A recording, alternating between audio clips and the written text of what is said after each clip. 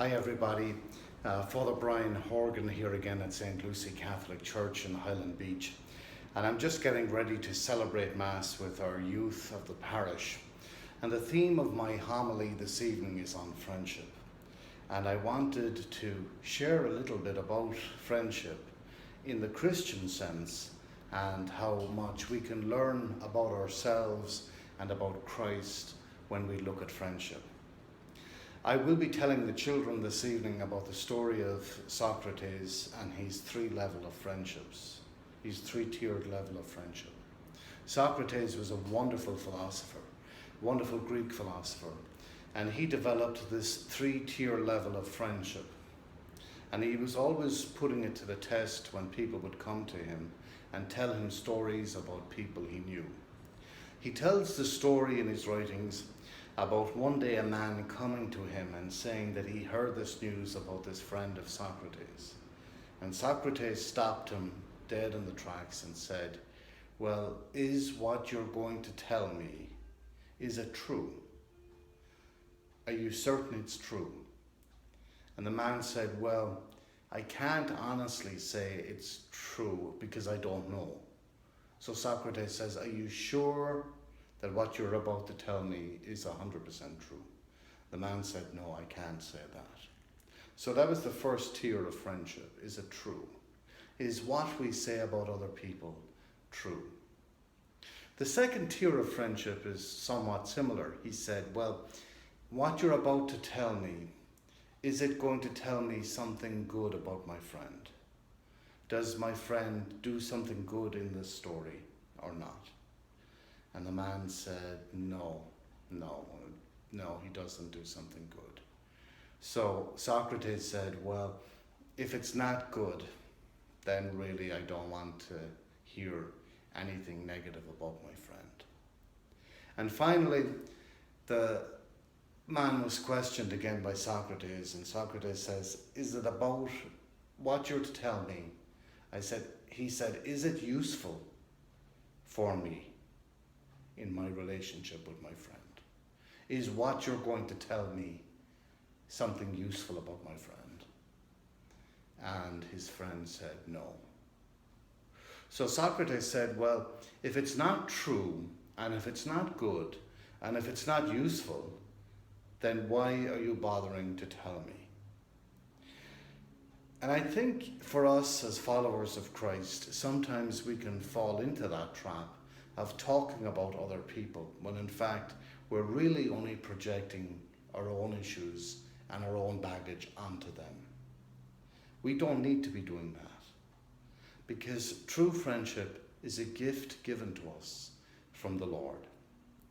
I'm extremely fortunate here at St. Lucy's that I can count so many good friends that I have in my life.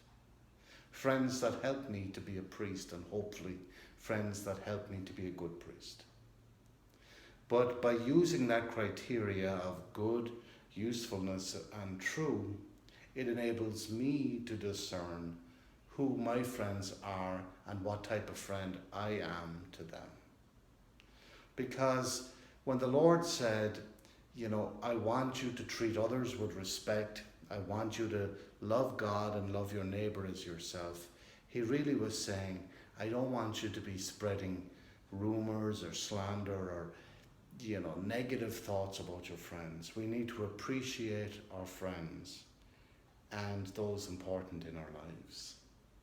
And I think especially for our younger people, it is so hard. I think it's the hardest generation now for our young people. I think it's so hard to be a young teenager in this day and age. The struggles that I experienced as a teenager growing up in Ireland are nothing compared to the struggles that they experience today in schools, on social media, with their friends, and with so many distractions that tend to just confuse their minds so easily, and they get hurt at the end of the day. My goal in youth ministry here at St. Lucy is that these members of our youth program are true friends to each other.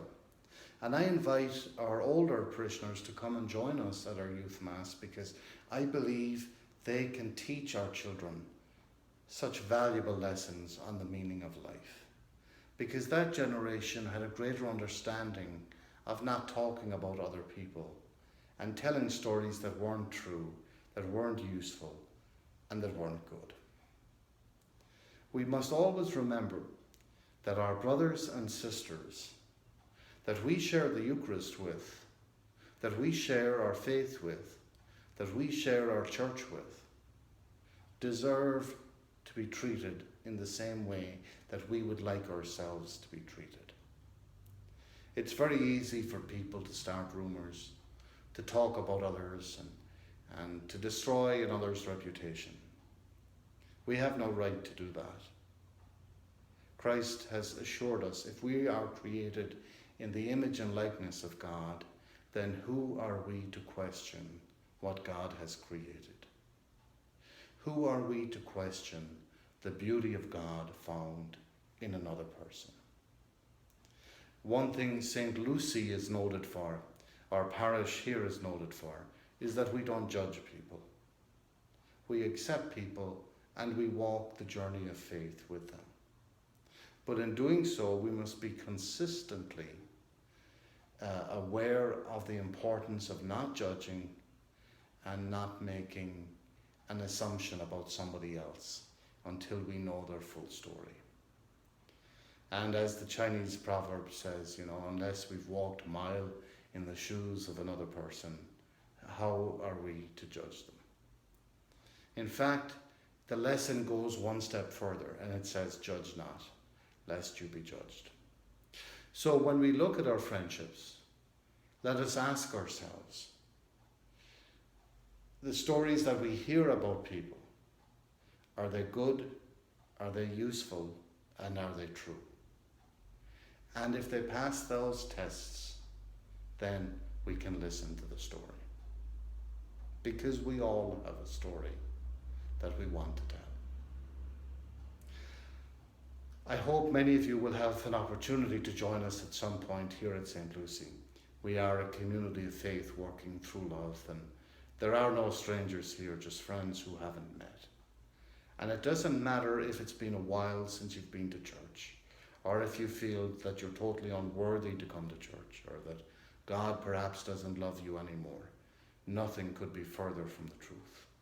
God loves you today as he did the day you were born, and nothing will ever change that. Unfortunately, though, we complicate it so much. We learn these traits so fast growing up. And that is why I say for our young people, it is the hardest time to be a teenager today. So do please come, share your talents with us. Share your experiences with us. Let us learn from your life so that we can improve our own. Because that's what Christ wants us to do. He wants us to share what we have with those who have not. So I'm personally inviting you, if it's been a while since you've been to church, come back. Come and meet me. I'm at every Mass. Come and talk. Come and share your story with me.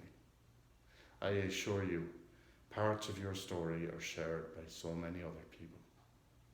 You're always welcome here, and nobody will ever judge you. As I prepare for Mass, I want you to know of my prayers, not only today, but every single day of your life. And remember always that this small little church on A1A between Linton and Spanish River, you can call home, because you are welcome here at any time. May God bless you, and may he continue to hold you in the palm of his hand. God bless.